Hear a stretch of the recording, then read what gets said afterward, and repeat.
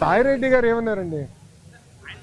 రాజకీయ సన్యాసం తీసుకుంటున్నా అని చెప్పారు. ఇంక మళ్ళీ దాని పార్టీలో చేరేది అంటే టీడీపీలో చేరేది ఏమన్నా?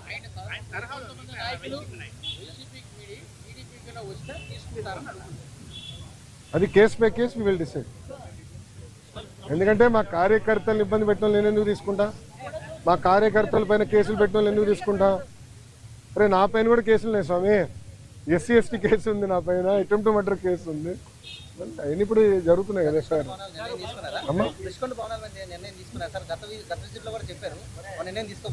తీసుకోవాలమ్మా. ప్రజలకు ఓపెన్ చేయమంటారా? చూడాలేమో ప్రజలు కూడా. ఒక 3 నెలలు ఓపెన్ చేద్దాం.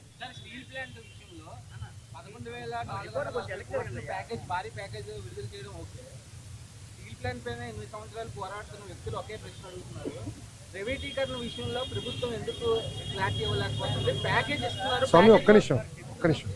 ఇంకా ఎన్నిసార్లు చెప్పాలి స్వామి? ఐఎమ్ సారీ, ఒక్క నిమిషం. చంద్రబాబు నాయుడు గారు చెప్పారు, కుమారస్వామి గారు చెప్పారు, నేను చెప్పా. ఇంకెంతమంది చెప్పాలి స్వామి? ఇంకెంత హామీ ఇవ్వాలి?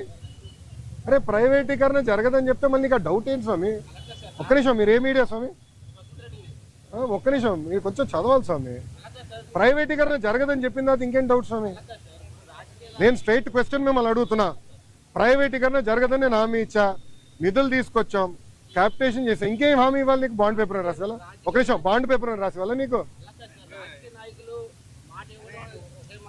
అరే అందరు జగన్ లాగా ఉండరు, గుర్తుపెట్టుకో. ఏం స్వామి మీరు కూడా అటు మాడితే? అది కాదు, అడిగేదాన్ని కూడా ఒక అర్థం ఉండాలి సార్. ఒక్క నిమిషం. మీడియా మిత్రులు కూడా మీరు ఆలోచించండి. ఈ ప్రశ్నకి ఏమైనా అర్థం ఉందా? ఇప్పుడు నేను ప్రైవేటీకరణ జరగనీయనని నేను హామీ ఇచ్చా. 7 నెలల్లో ఎంపీ గారు పోరాటం వల్ల, ఎమ్మెల్యేల పోరాటం వల్ల 1600 కోట్ల రూపాయలు తీసుకొచ్చాం. భారతదేశం వ్యాప్తంగా అన్ని ఉక్కు ఫ్యాక్టరీలు ప్రైవేటీకరణ జరిగే సమయంలో విశాఖ ఉక్కుకే, కేవలం విశాఖ ఉక్కుకే 11,000 కోట్ల రూపాయలు ఎక్విటీ రూపంలో, నాట్ డెట్, ఎక్విటీ రూపంలో కేంద్ర ప్రభుత్వం తీసుకొస్తుంది. రాష్ట్ర ప్రభుత్వం కూడా సుమారుగా 2,000 పైచిలుక కోట్ల రూపాయలు ఎక్విటీ రూపంలో తీసుకొస్తుంది. మళ్ళీ ప్రైవేటీకరణ అడుగుతాడు. నాకే అర్థం అవుతుంది. నీకు ఎట్ట సమాధానం చెప్పాలి రప్ప? మీరే చెప్పండి, నాకు అర్థం. ఒక నిమిషం, నేను చాలా స్పష్టంగా దీని గురించి చెప్పదలుచుకున్నాను. పిల్లలకి ఎలాంటి ఇబ్బంది లేదు ఈరోజు. ఎందుకంటే డైరెక్ట్ యజమాని అకౌంట్లో మేము వేస్తామని హామీ ఇచ్చాం. రైట్, ఆల్రెడీ ఫైనాన్స్ కూడా కేటాయించాం. ఓన్లీ ఇష్యూ ఏంటంటే కేంద్రం నుంచి దళితులకి కేంద్రం నుంచి డబ్బులు వస్తామా, అది లింకింగ్ ప్రాసెస్లో అయిపోతుంది, త్వరలో రిలీజ్ అవుతుంది. సో డైరెక్ట్ అకౌంట్లో వేస్తాం. ఎవరు పిల్లల అకౌంట్, తల్లిదండ్రులకి ఎలాంటి ఇబ్బంది లేదు, వాళ్ళని పిల్లలు చదివించుకోవచ్చు, యజమాని అకౌంట్లో వేస్తాం.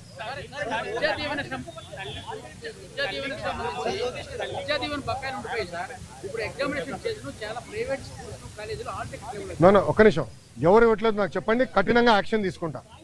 ఒక్క నిమిషం, నేను యాక్షన్ తీసుకుంటా. ఒక్క నిమిషం, నేను యాక్షన్ తీసుకుంటా. ఒక్క నిమిషం అమ్మా, నేను పూర్తి చేయనండి సార్. ఆగండి సార్. సార్ మీరు వినండి. మేము కలెక్టర్ గారికి క్లియర్గా చెప్పాము, ఆల్ మేనేజ్మెంట్స్తో మాట్లాడమని చెప్పాము.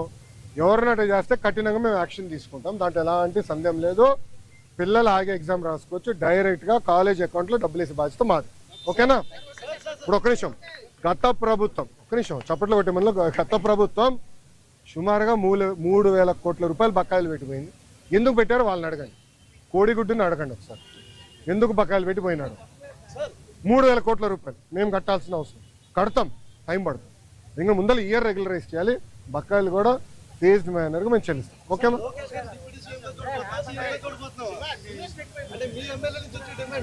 తెలుగుదేశం పార్టీ కార్యకర్తగా చూస్తున్నాను అంతే, నాకు అవసరం లేదు అనా. ఒక్క నిమిషం. చంద్రబాబు నాయుడు గారు నాకు ఏ బాధ్యత ఇచ్చినా అహర్నిశలు నేను కష్టపడతా, పని చేస్తా, పార్టీని బలోపేతం చేస్తా. అంతేగాని పార్టీకి చెడ్డ పేరు మటుకు నేను తీసుకురాను. మీరు చూశారు, పాదయాత్రకి వెళ్ళా, నా వల్ల పార్టీకి ఏనాడు ఒక ఇబ్బంది కలగదు. నేను ఒక క్రమశిక్షణతో పార్టీ నాకు ఇచ్చిన ప్రతి బాధ్యత నేను నెరవేరుస్తాను, కట్టుబడి ఉన్నా. కొత్త కమిటీల్లో నేను కూడా ఒక చర్చ చేస్తున్నా, రేపు పాలిట్ బ్యూరోలో డిస్కస్ చేస్తున్నా. ఒక వ్యక్తి ఒక పదవిలో 3 టర్ముల కన్నా ఎక్కువ ఉండకూడదు నేను వ్యక్తిగతంగా నమ్ముతాను. అది నా వ్యక్తిగత అభిప్రాయం. పార్టీ అభిప్రాయం కాదు, నాయకుల అభిప్రాయం కాదు, నా అభిప్రాయం, లోకేష్గా నా అభిప్రాయం. నేను కూడా ఈసారి నేషనల్ జనరల్ సెక్రటరీగా ఉండకూడదని నేను భావిస్తాను. ఎందుకంటే 3 టర్మ్లు నేను అక్కడనే ఉంటున్నాను. వేరే వాళ్ళు కూడా అవకాశం రావాలి. గ్రామ పార్టీ నుంచి పార్టీలో మూవ్మెంట్ పాలిట్ బ్యూరో వరకు రావాలనేది నా లక్ష్యం, నా ఆలోచన. రైట్ ఆర్ రాంగ్ అది పెద్దలు నిర్ణయిస్తారు, నా ఆలోచన అది. అందుకే ఈసారి నేను కానీ రాము కానీ, మళ్ళీ రాము అంటే ఏడుస్తారు వైకాపా వాళ్ళు. ఎందుకు ఏడుస్తారు నాకు తెలీదు. రాము ఏమో నన్ను అన్నంటాడు, నేనేమో రాము అంటాను, ఇద్దరే. సో రాము కూడా మొన్న రాము నేను కూడా మాడుకున్నాం, దావోస్లో కూడా లంచ్ చేస్తుంటే మేము మాడుకున్నాం. సో రాము కూడా ఏదన్నా నేను కూడా వేరే దానికి వెళ్దాం, వేరే వాళ్ళకి అవకాశం ఇద్దాం, పార్టీలో మూవ్మెంట్ రావాలని మేము అనుకుంటాం. ఓకే ఓకేమ్మా, థ్యాంక్ యూ. ఏంటన్నా స్టీల్ ప్లాంట్ ఉత్పత్తుల్ని అమరావతిలో కానీ రాష్ట్రంలో అన్ని డెవలప్మెంట్ ప్రాజెక్టులో వాడితే చాలా వరకు బాగుంటుంది కదా అన్న. కరెక్ట్ అన్న, కానీ దానికి ఏమవుతుందంటే అది లీగలీ బైండింగ్ ఆపవచ్చు, అది ప్రాబ్లం.